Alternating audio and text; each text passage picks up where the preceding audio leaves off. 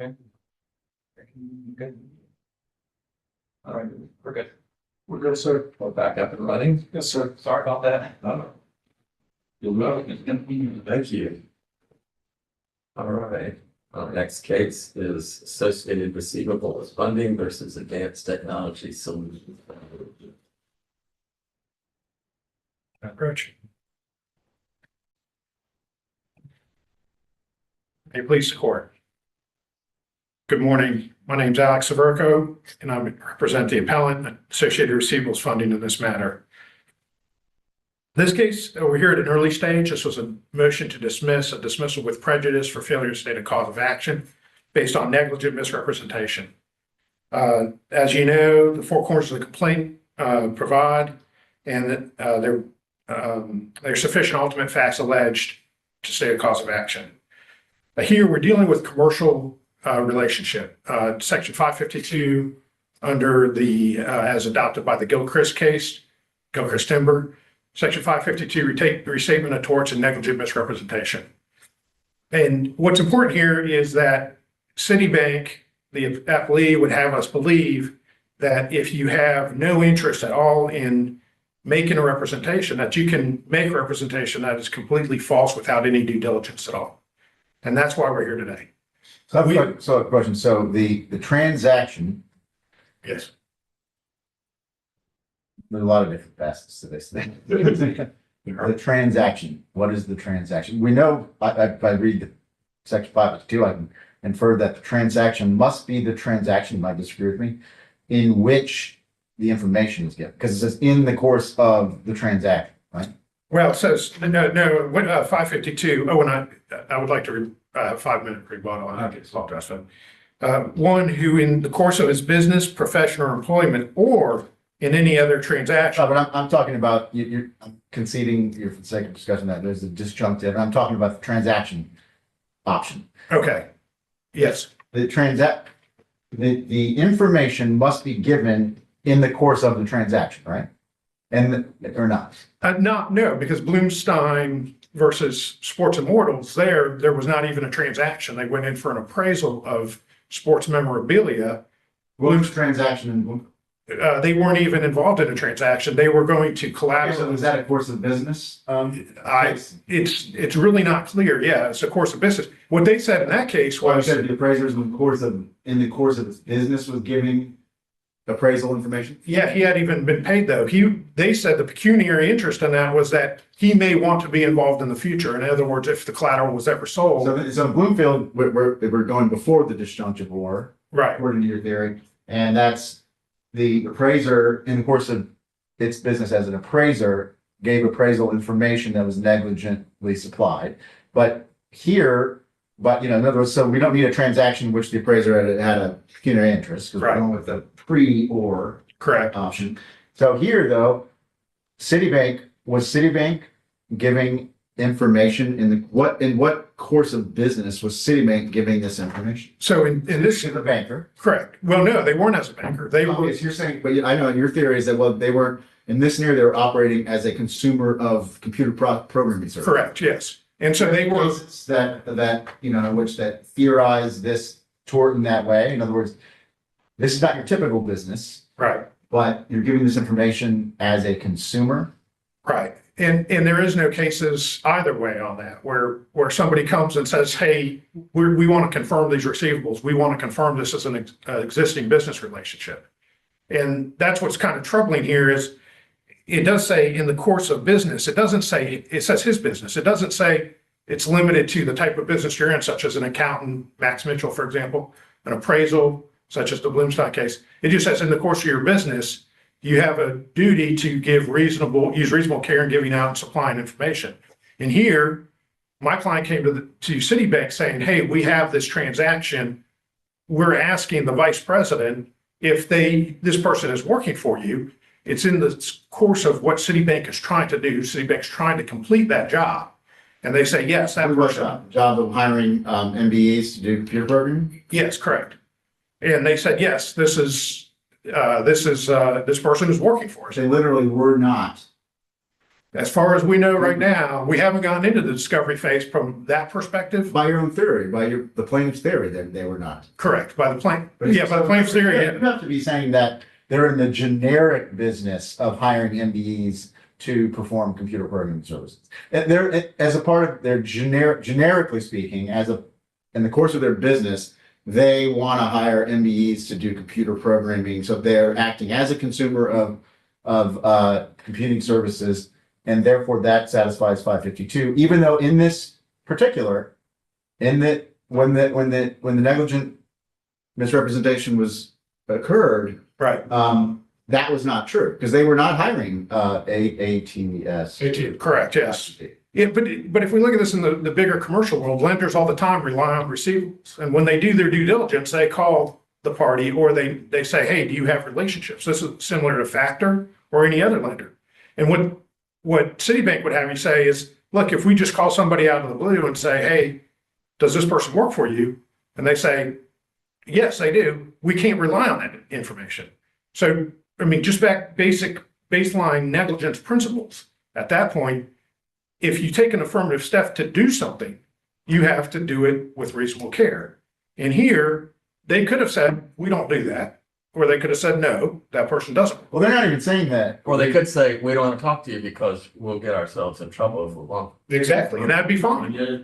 But that's a double-edged sword in terms of commercial transactions and stuff, right?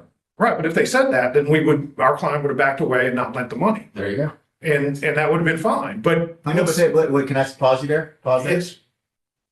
But they weren't lending money to their prospective vendor. Associated Receivables Funding? Yeah, in other words, you said Citibank, if they hadn't made the representation that yes, ATS/IDC was working for us, then ATS/IDC's lender would have backed off and not lent them the money that would allow them to work for Citibank. But as it ends up, Citibank wasn't providing those services. So AR funding as a factor, So why was it in Citibank's interest to have this factoring company lend money to an entity that they weren't even hiring?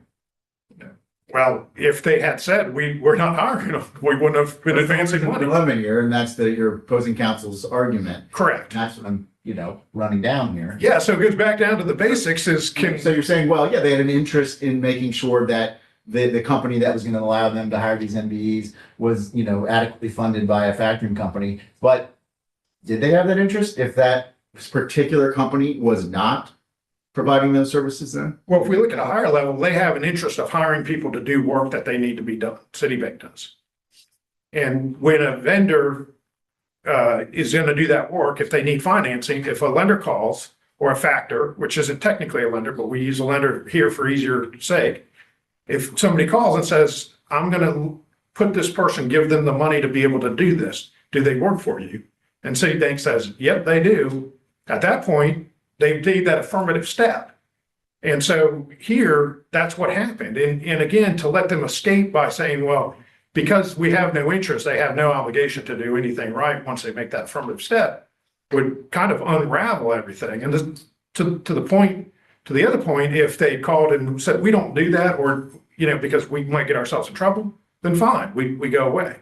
But again, once they make that affirmative step, they had a duty to do so with reasonable diligence. And this wasn't like we were calling, somebody low on the totem pole. The person identified themselves as the vice president, a vice president. Now, I know Citibank has many vice presidents, I'm sure, but the vice president who's somebody who's talking for Citibank themselves.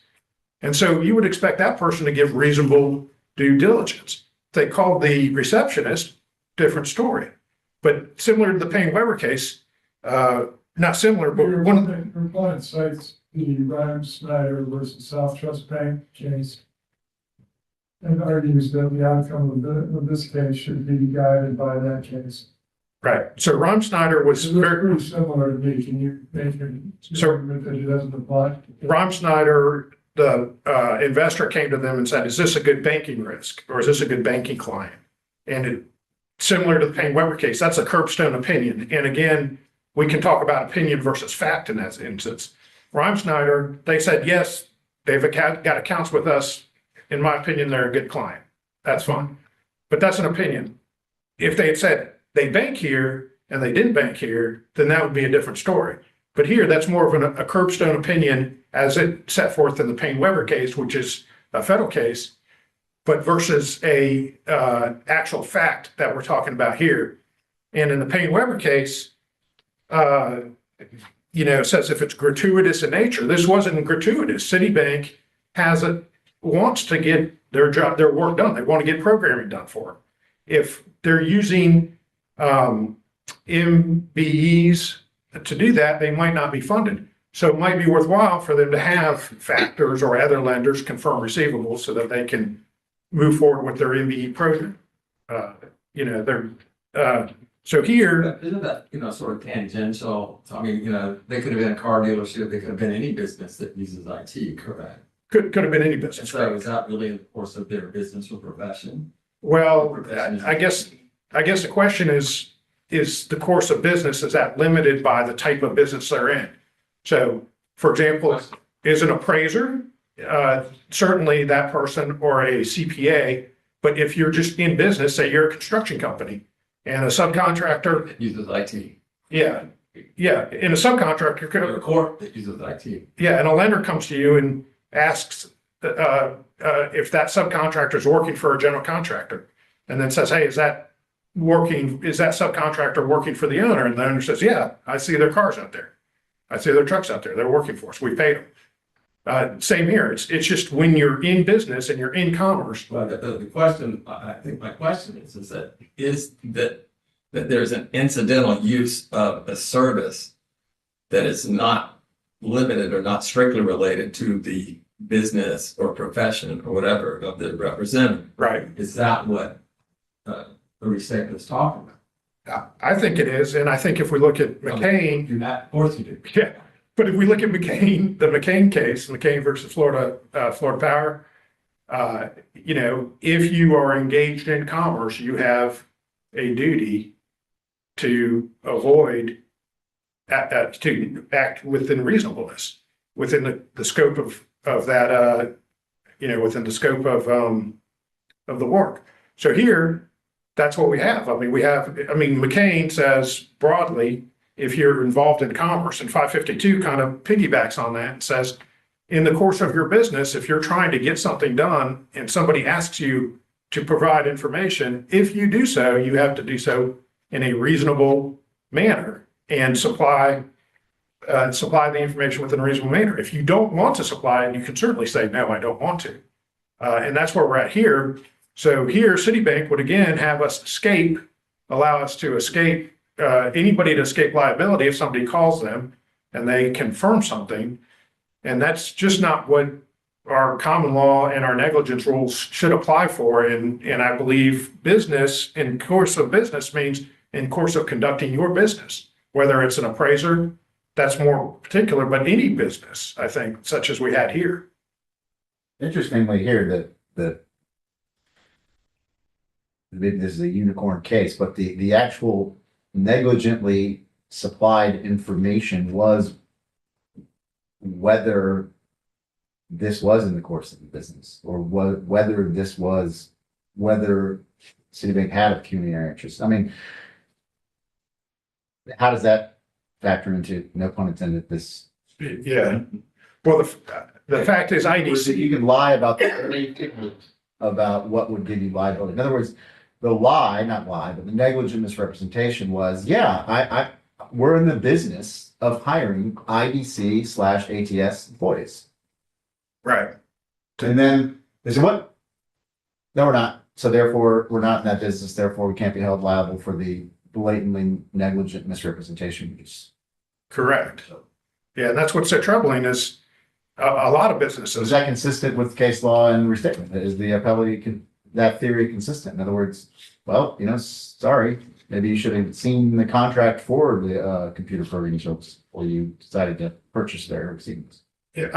Well, we did have those contracts between IDC and our client, of course, Not with But not with the bank. not with the bank.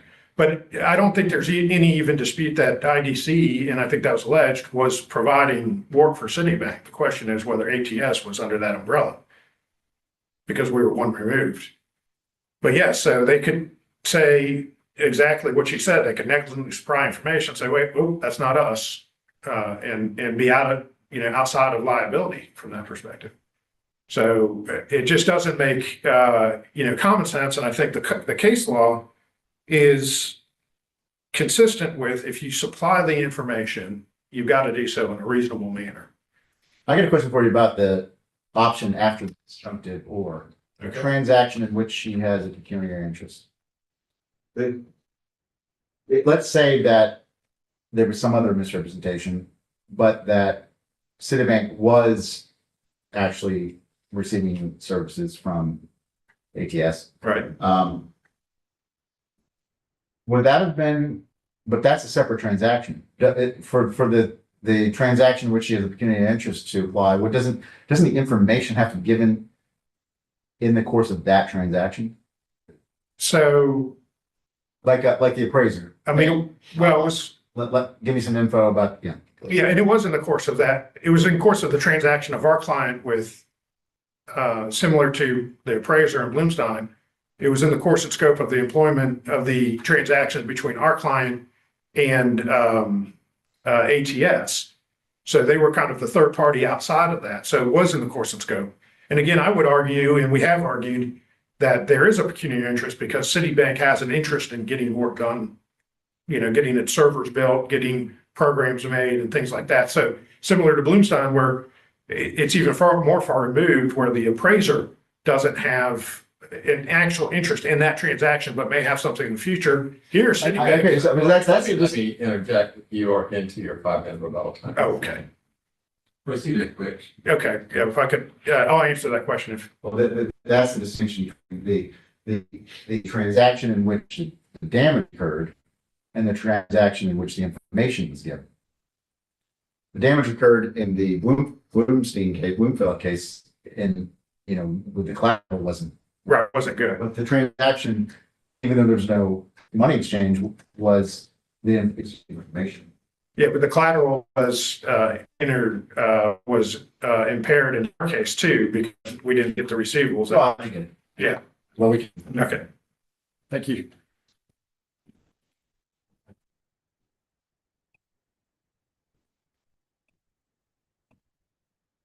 Good morning.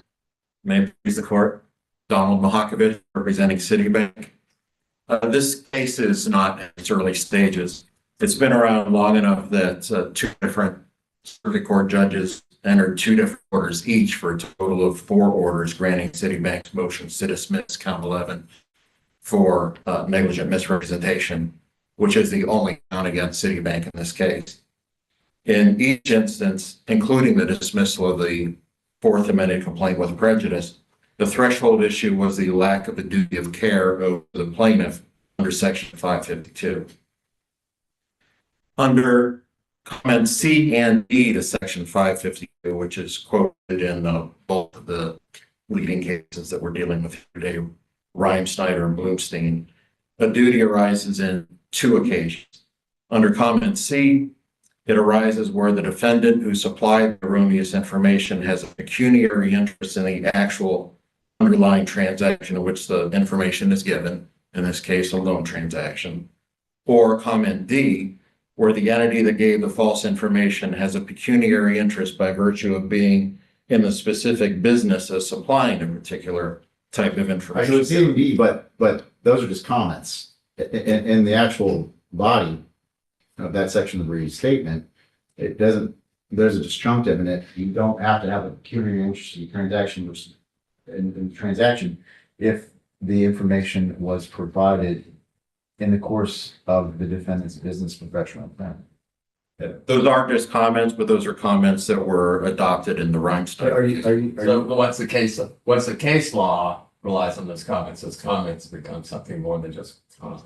That's exactly what I'm saying. You said it better. I'm in business. Absolutely. So, you're rejecting categorically that there is any scenario in which the pre-disjunctive option under the restatement is actionable. In other words, the plaintiff can concede that the information was given in the course of a transaction in which the defendant had a pecuniary interest, but it was given in the course of the defendant's business. And isn't that borne out in Bloomfield? I mean, the appraiser didn't have a pecuniary interest in the transaction. Well, that one fell under comment D of 552, the sports card case did. And in this case, the way It fell under D, okay. yeah, if we focus purely on the language of 552, which you have in front of you, which appears you have in front of you, there, I believe the language in which he has a pecuniary interest modifies everything that comes before it. It modifies one who in the course of his business profession or employment or in any other transaction. So in which he has a pecuniary interest modifies everything that came before it, not just the one thing, any other transaction. And that is borne out in comment C and D. An entity would have a pecuniary interest in his or her own business. Yes, but in this case, it's in the underlying, it's an interest in the underlying transaction. Well, again, I think we come back to, in the Bloomsdale situation, this was, giving these appraisals was part of the normal business of the person who made the representation. As opposed to here, the buying technology services is incidental to the business. That's right. The normal business of Citibank is holding people's money and lending people. Whatever. It wasn't necessarily strictly a banking issue. So to speak. No, it's not a banking issue. It was gratuitous information given in response to an inquiry from another lender. That could have been a janitorial service. Absolutely. Absolutely. What we end up here is a situation where the plaintiff has an irreconcilable problem. Because if it were true that Citibank had a business relationship with plaintiff's borrower such that it had a pecuniary interest, then the representation that it had such a business relationship was not false. So there's no negligent misrepresentation. And therefore, it could not provide the basis for the negligence. Which gets us to this dilemma of this seemingly unicorn case, which is Right. you could lie about the very aspect of the tort that makes you liable or not liable. In other words, the misrepresentation was about whether they had a pecuniary interest. You couldn't lie about it if by lying, That's an intentional tort. Negligently. Right. But If it was alleged to be an intentional tort, we wouldn't be Well, dealing with 552. my bad. No, I understand. I just want, but what we get down to is that if the business relationship existed, then there may be a pecuniary interest, but there's no misrepresentation. But if the business. Well, I mean, that's a cute horns of the dilemma argument, but what we're trying to figure out is what the restatement means, and if you're providing false information, in other words, you're averring, if the very tortious information is averring that you do have a business relationship with the entity that the lender is trying to vet, then you can get out of liability because that was false.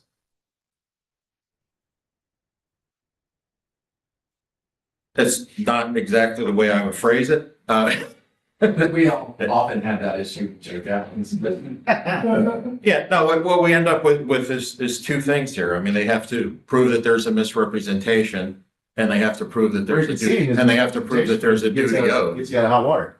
Yeah, but they also have to prove that there's a duty owed. So, yeah, again, if the business relationship existed, there may be a pecuniary interest, but there's no misrepresentation. But if the business relationship did not exist, then there might be a misrepresentation, but there's no pecuniary interest.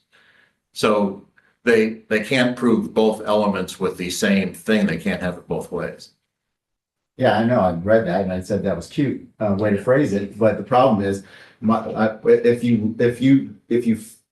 the allegation that you falsely averred that you were in this business relationship, and then get out of jail free because you weren't, doesn't that defeat the purpose of the tort in the first place? Not under the language of Reimsnyder, which addressed something similar to this. And Because by the allegation is by making that, in other words, you were almost, they're alleging that that the defendant was saying that, yeah, I do have an interest. And so therefore I do have a duty in giving you information. Let me go to something else. So, because you haven't touched upon the other theory, which is in the course of business means something other than the typical business undertaken by this defendant. So that you would not agree that there was that hiring MBEs to perform computer programming to satisfy DEI goals is the business of a bank. But isn't that something that this bank did in the course of its business? it is alleged to have hired a contractor who in turn hired the subcontractor that they loaned money to. We did not hire this. No, I mean, Nobody alleges that we hired them at all. I mean, No privity, you had no privity. That's why we're talking right now. There's no Right. privity. Why we're talking right now is because there's no privity, and that's the falsity as well as the apparent, theory of defense against the. What I'm saying is after the or, that seems to be a very particular. In other words, that's in the not generic. In other words, this very transaction has to be one in which the defendant has a pecuniary interest. But before the or, in the course of business, is more generic, right? The appraiser was generically speaking in the business of giving, appraisal advice. Can it be said that Citibank, I know because we're here, wasn't in the business of doing it with IDC ATS. That's the whole point of this argument. But could it be said, according to their theory, that they were in the business of, generically speaking, hiring MBEs to provide computer services to satisfy DEI goals? According to the allegations in the complaint. But it didn't have a pecuniary interest in No. like I didn't ask that. transaction. I am presenting an alternative reading, and I'm not talking about the comments, and I know that they were, adopted by cases. But if I read this section, and I read it in the disjunctive, and the first option doesn't require pecuniary interest, it merely requires that the information be given in the course of the defendant's business. Could it not be said that the defendant Citibank, in the course of its business, hires MBEs to perform computer programming services to satisfy DEI goals? The course of Citibank's business is taking people's money, holding people's money, loaning people money. It's not in the business And of. the term of art means that what it does typically. What the Right. purpose of the entity is, not, as Judge Northcutt described it, something incidental to the accomplishment of that purpose, which is to hire janitorial service, hire computer programming. That's your response. Yes. Well, and also, we can go round and round trying to interpret those terms. In the course of his business might, again, come back to what is incidental to the word versus what is the business of the word. What is the business of the business? But also, you could read the phrase, we're getting away from case law interpretation so far, you could read that sub one to say, in the course of your business has to include giving this information. Well, it wasn't the business of the bank, you would argue. It's not the business of the bank to give this kind of information. They did it gratuitous. Correct. And that is what we argued in our answer brief. If there are no further questions, we would, of course, rely on our answer brief and Judge Ward's what we believe to be well-written order and ask this court to affirm the order on appeal. Thank you. Aberco? Yes. You guys get the prize for the hardest names.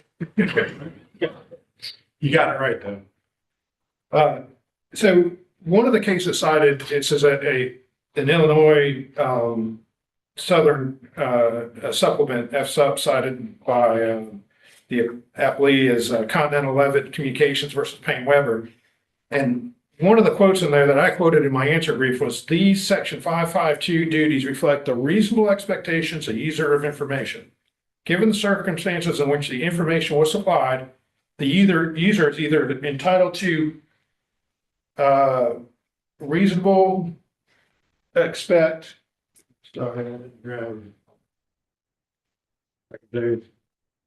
Reasonable expect, and that's sick, the supplier to use due care in giving the information or not. Generally, when the supplier of information gives information to the user in the course of the supplier's business, the user can expect the supplier to use due care. And so here, again, it was incidental to their business, but their business is to lend money to other people for But this is not to give this kind of information, unlike in Bloomstein, which the appraiser's business was to give exactly that kind of information. Right, but So here, even though it wasn't in a transaction that you could argue, there was no pecuniary interest, it was in the course of his business, profession, or employment, because that was his business, was giving that kind of information. right, It can't be said of it that the, who is the IT subcontractor, giving that kind of information is the bank's business. I understand that distinguishment, but I would also say that the bank has to accomplish that business by using incidental services. And that when they're doing that, they have an obligation to make those statements reasonably. That's what the dispute's about. And so like, Judge Atkinson was saying is, this is a chicken and the egg situation and they get out of jail free Or card. it's a unicorn. Unicorn, get out of jail free card by not actually having the relationship, even though they've given the information. And real quick on C and D, both of those talk about pecuniary interest. So I would say that probably both of those have to do with the second part of the disjunctive, the pecuniary transaction as opposed to the first part. And I don't think agreed that most of the case law relies on it being in their business, CPAs, investment bankers, the course and scope of the business. But 552 does not specifically say that the scope of the business, in their business. It doesn't say in their type of business that they do. It just says, What, in the course of business, what does that mean in other contexts? I mean, I think What does it mean in the business records context? in any operations, Well, that could cut both ways. In the business records context, it could mean like, it doesn't mean that in the course of business doesn't mean what is the purpose of this business? It's a bank. I mean, Right. in the course of business, do you do X and keep this record? right, correct, yes. And So I'm making your argument for you, but I'm Yeah. also providing the opposite argument. Right. Where do you want to go? I want to get with, in your business, if you provide information, you have an obligation to do it reasonably. There's another way to look at that provision though, as I don't want to put words in Judge Woodcott's mouth, but which is, it just comes up with two scenarios. It's, one way to be liable is you have a pecuniary interest in this transaction. The other way is course of business, and that's much more general. Right. And so in the context, And it doesn't mean in the course of business, we're being like, I'm in the business of hiring a janitors. Are you? No, you're not in the business. That's just something you have to do. but you have to do it to do your business. And also it does say their course of business, employment, or profession. Right. So specifically profession. Banker, my profession is a banker, my business is banking, it's not IT, it's not, or you could say business hours. Right. And made this call, business hours, made this call after 4. I understand. I just fall back on maybe some of the general principles of duty and care and broad strokes negligence. If you undertake to take an action, you have to do it with reasonable care. Here, Citibank undertook it as an affirmative duty. They didn't have an obligation, but once they undertook it, it would be my position, of course, that they have to provide that information and use reasonable care and diligence to do it. And with that, I will close. Thank you both very much. Third case is Burns versus Coombs and Associates.